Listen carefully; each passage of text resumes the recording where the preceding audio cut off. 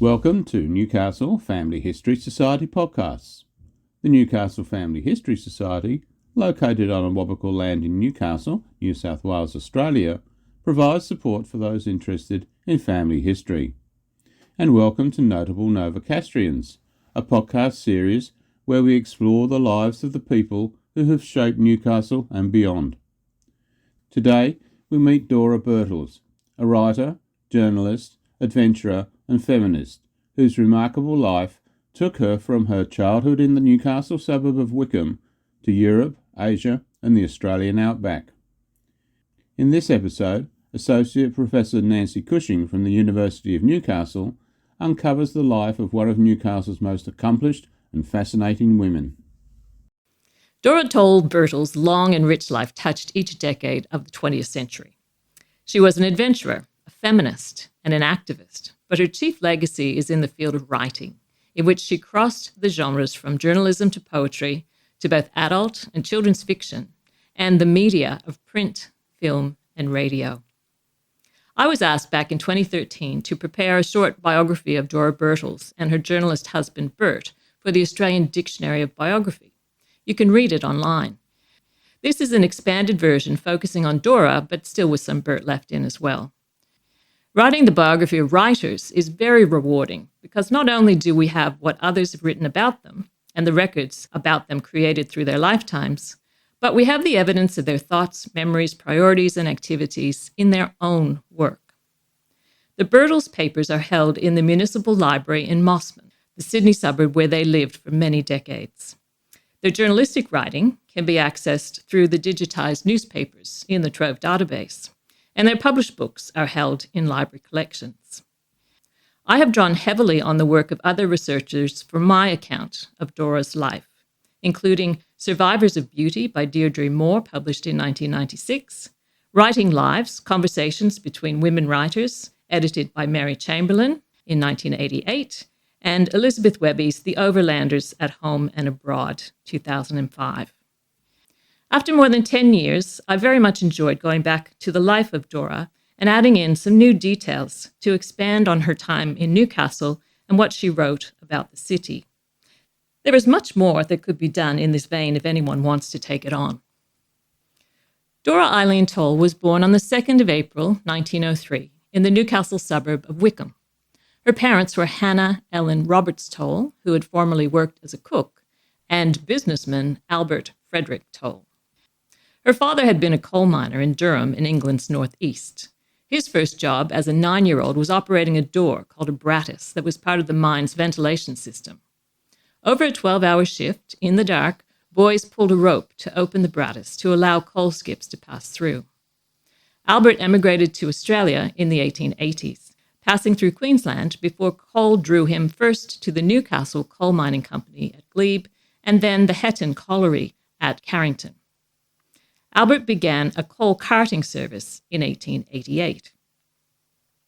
Dora's early childhood overlapped the final years of active coal mining in the centre of Newcastle. She wrote about miners walking home after their shift, in clothes she described as looking like they'd been dipped in blackened blood, made stiff by a mixture of dried sweat and coal dust. The white of their faces showed through the black in streaks, but if all of this wasn't enough to mark them as miners, the younger men also swaggered along with the tallow dips or teapot-like cans they used for illumination underground still alight on their caps. Her description of one elderly and illiterate miner she called Geordie provided insight into her father's business. He would collect the tickets issued to miners by their employers for an allowance of coal, an in-kind component of their wages, and bring them to the Tolls' home, where arrangements would be made to deliver the coal.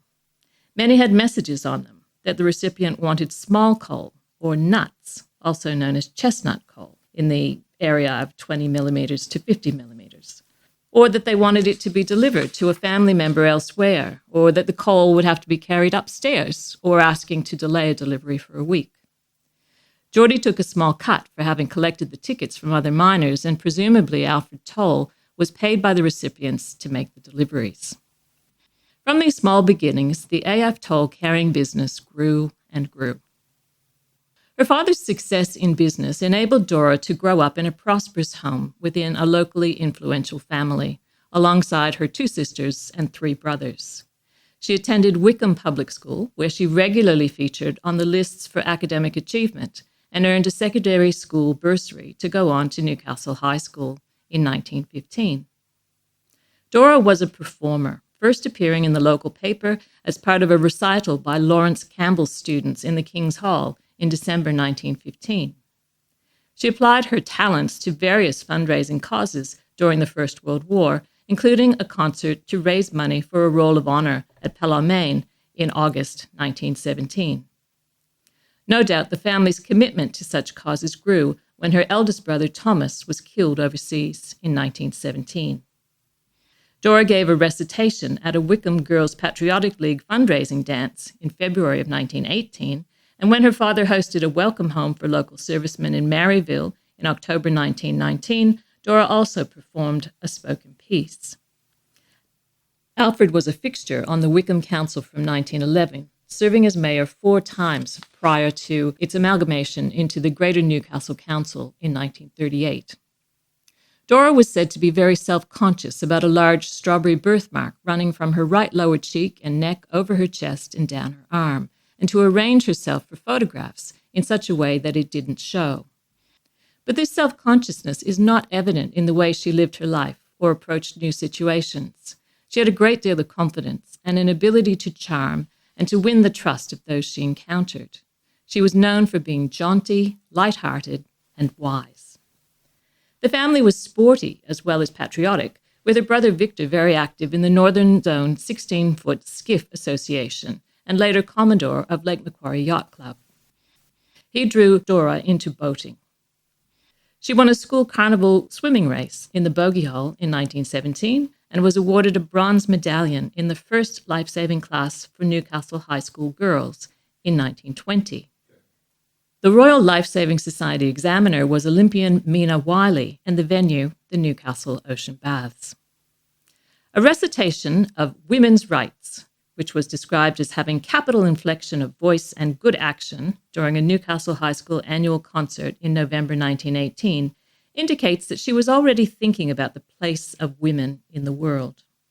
Although she maintained that reading was not encouraged in her family, having achieved first-class results in English and as dux of the school with the best results on her leaving certificate exams, Dora was awarded a Teachers Training College bursary and exhibition, a form of scholarship, to the University of Sydney, where she majored in history. It was at the university that Dora met her future husband, Herbert Birtles, known as Bert or Kim. He was 3 years older than Dora and had been born in Richmond, Melbourne. His parents were a seamstress and railway worker, but like Dora, Bert was drawn to writing. Having moved from primary school to a Collins Street Business College, he took work as a clerk, while developing his journalistic skills by reporting the talks of speakers along the Yarra Bank for The Socialist, the newspaper of the Socialist Party of Victoria. In 1919, Bert travelled to Queensland, where he attended a Workers' Educational Association camp at Mount Tamborine. This led to work as a secretary to T.C. Witherby, Director of Tutorial Classes at the University of Queensland. Having had this introduction to the world of tertiary education, Bert moved to Sydney and took night classes to qualify to enroll at the University of Sydney as a non-degree student, taking courses in philosophy and psychology. His leisure time was spent writing poetry and mixing with the atheists, nihilists, and anarchists of Sydney's Bohemia. Dora and Bert met in 1922 in the university's Fisher Library and bonded over writing and socialist politics. It was natural to both of them to express their love and passion for one another in verse. In 1923, both Bert and Dora had poems published in the University of Sydney's student magazine, Hermes. Bert's love poem, Beauty, dedicated to D, described his sense of well-being after lovemaking, starting with a reference to 2 lone glad doves sighing on the roof, and ending with the words, "Your moonlight hair is on the pillow. Oh, move not, dearest. Unfold not your warm limbs about me. Let me kiss your mouth, your eyes, your forehead, and kiss your breasts. Oh, hold you ever in my arms, and passionately love your beauty, not aloof. Dearest, you are so glad, glad as those two birds aloft, still sighing on the roof. This was all a bit much for a student publication in the 1920s, and the university's proctorial board took action. Burt was expelled from the university for the offence of misconduct in writing a poem. Dora's poem, Moon Shadows, was somewhat more subtle and was punished with a 2-year suspension. The response was controversial at the time, and many voices spoke up against it as wowzerist censorship. Dora's father was not one of them. He insisted that after this very public statement about the nature of their relationship, they must marry, which they did on the 23rd of August, 1923, at a Methodist church in Burwood. It was a rather sad affair, with tears from Dora's aunt and mother, as well as from Dora, whose homemade dress of wool crocheted squares she described as like a sagging dishcloth, and her bouquet, cheap daffodils. The couple were relieved that Burt's father wrote a supportive letter and did not share her parents' ill will. With only 3 courses left to complete, Dora had been granted her teaching certificate and found a position at the Redfern Domestic Science High School. She returned to complete her BA with honours in 1925. Burt took this episode as a sign that he should commit himself to poetry. He self-published a volume including Beauty entitled Black Poppies in 1924. A new poem, Satisfied Desire, dedicated to Dee, showed he was still undeterred by the controversy. Dora was more pragmatic and moved to Newcastle to establish her teaching career, with positions at Cooks Hill Intermediate High School, Newcastle High School, and Newcastle Girls High between 1927 and 1932. She was known there for her delightful bohemian energy and her animated and determined face. Before long, Burt joined Dora in Newcastle and launched what would become a very successful newspaper career at the Newcastle Sun.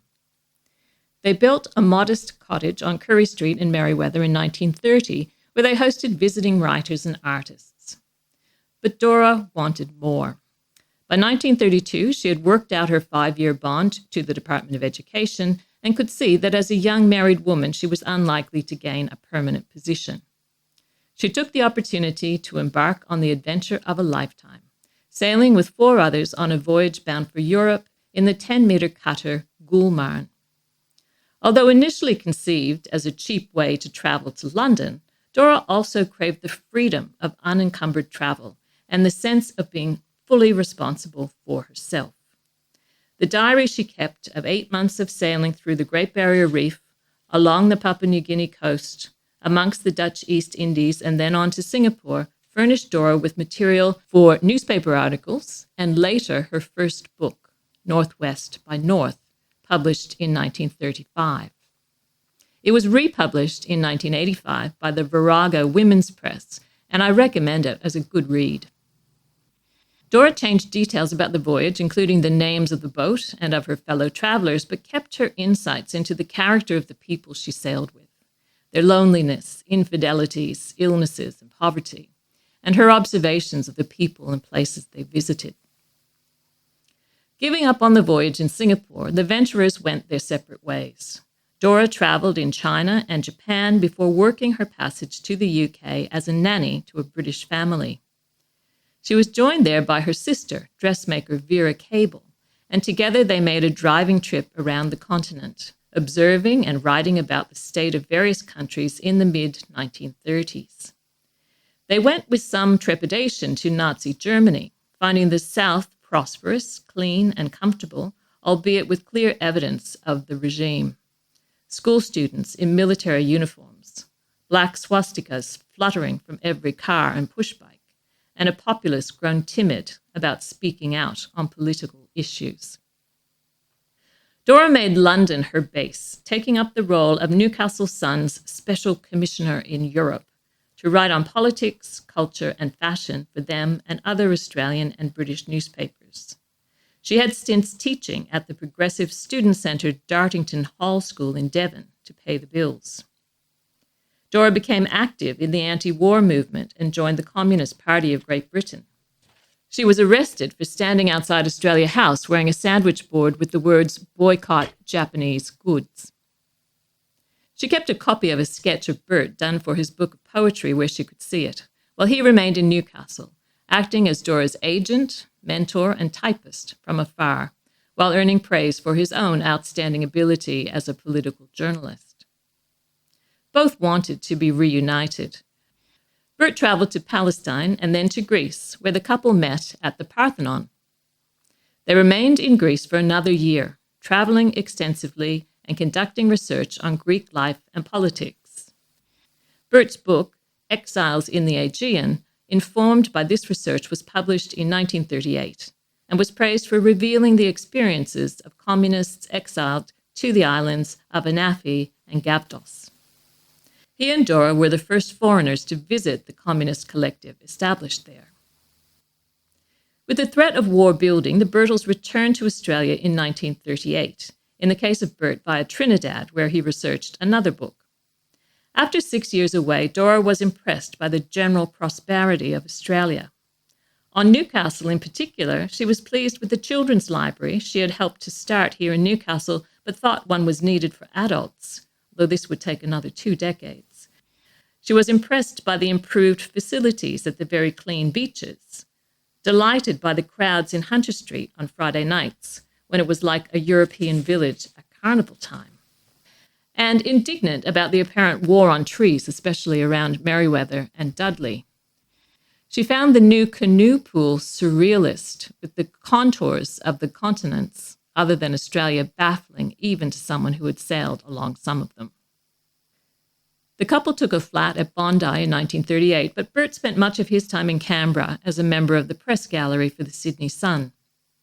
He moved to the Daily Telegraph in 1941 and later worked as a special writer and reporter for the Sunday Telegraph. Dora was active in the Fellowship of Australian Writers, becoming its vice president in 1945. One of the progressive writers in their circle, Vance Palmer, described her as an intellectually curious modern traveller, with an analytical mind and a malicious wit. The couple's first child, Albert Jarrah, was born in April 1939, followed by Richard Kanga in February 1943. As might be expected from a woman who had made so much of her freedom in her 30s, Dora was articulate about the challenges of raising young children in wartime for working mothers. In an article that was taken up by numerous newspapers and responded to by mothers who shared her views, she wrote about how she struggled with limited access to clothing, vegetables, eggs, and milk, too few kindergartens and nurseries for childcare, and services like baby clinics not open outside of the usual working week. She felt she had been sentenced to 5 years hard labor under social conditions of penal servitude.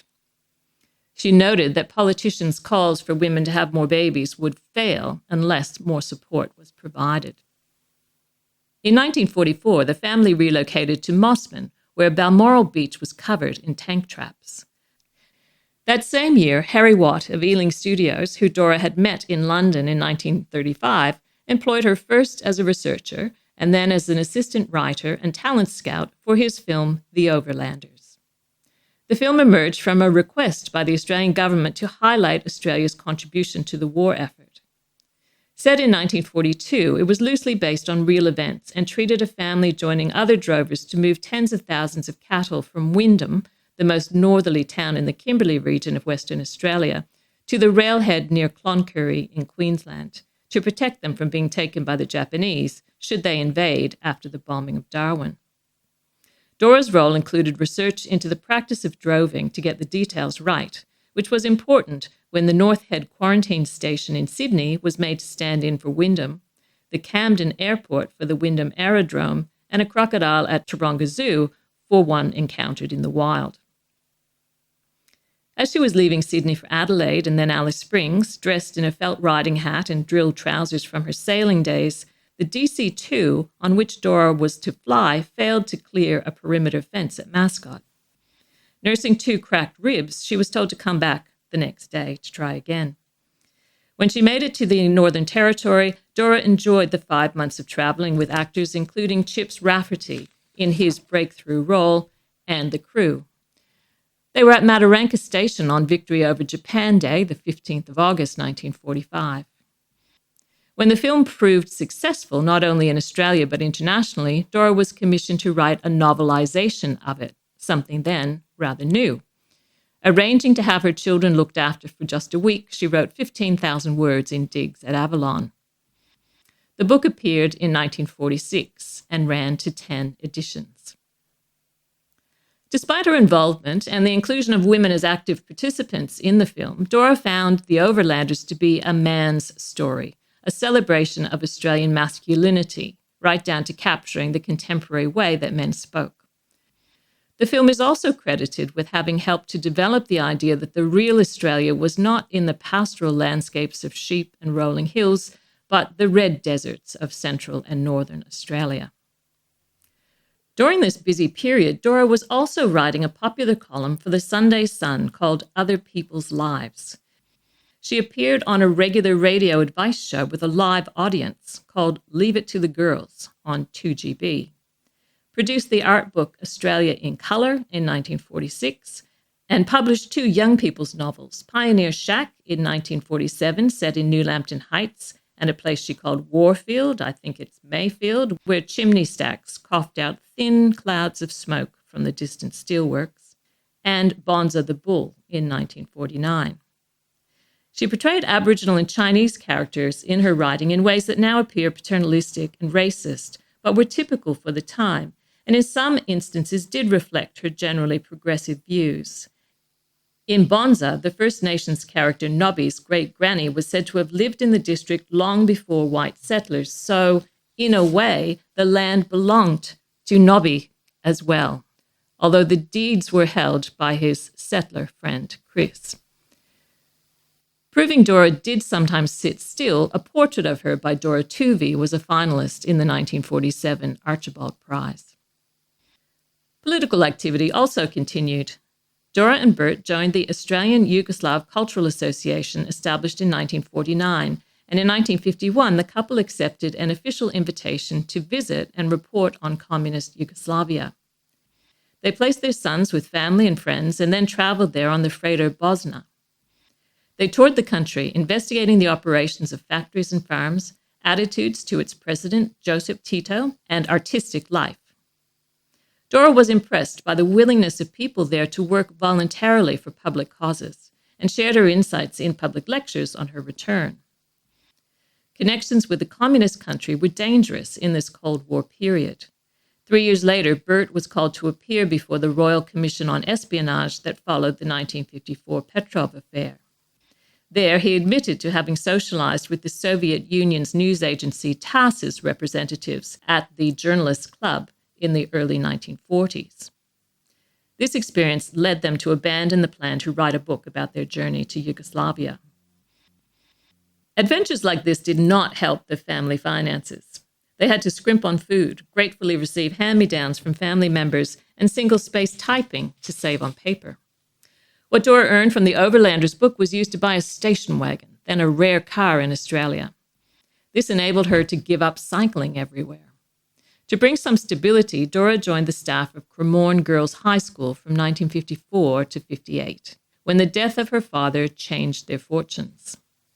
His carrying company had been floated in 1933 and built into a thriving transport and produce merchant business by Alfred and Dora's brothers Victor and Fred. The company was sold in 1959 to National Minerals and continues as the Toll Group. Dora's inheritance was used to build a modern home at Balmoral Beach with a sun deck, mezzanine study, and accommodation for their sons on the ground floor, and to fill it with paintings and sculpture.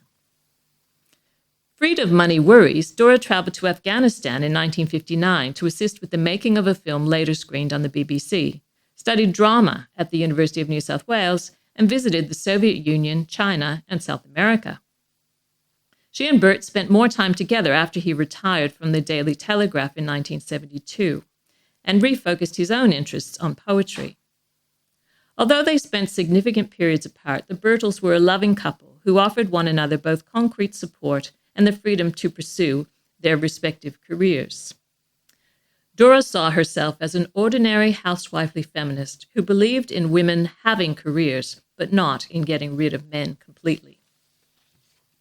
Dora's work was rediscovered in the 1980s when both Northwest by North and The Overlanders were republished, and she was interviewed for several collections on Australian women writers. In the introduction to the new Northwest by North, she wrote that at 81, she still felt 18 inside, and that she still sailed with her second son, Kanga, a yacht maker. She died on the 28th of January, 1992, with Bert surviving her by 2 years. Revisiting the life of Dora Birtles, I was again left astonished by her energy and range of interests. There are things I still don't understand. Having written about the 5 years of penal servitude mothers experienced with each child, how did she disappear from her family's life for 5 months during the filming of The Overlanders? There are only brief mentions of the women surrounding her, friends, sisters-in-law, sisters, who stepped in to allow her to live the life she chose. I loved finding descriptions of her as spirited, optimistic, fun, and how she kept that spirit alive through disappointments and frustrations in any life. She has left a wonderful legacy in her writing, and it's clear that her childhood and early career in Newcastle had a shaping influence on the woman she became. Dora Birtles' life reminds us that Newcastle has produced people whose influence has reached far beyond our city, and her writing, courage and curiosity continue to inspire today.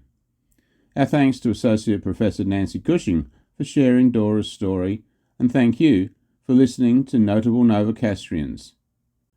To hear more stories in this series, visit the podcast section of our website at www.nfhs.org.au or search for Notable Novocastrians on your favourite podcast app. This has been a presentation of Newcastle Family History Society Podcasts.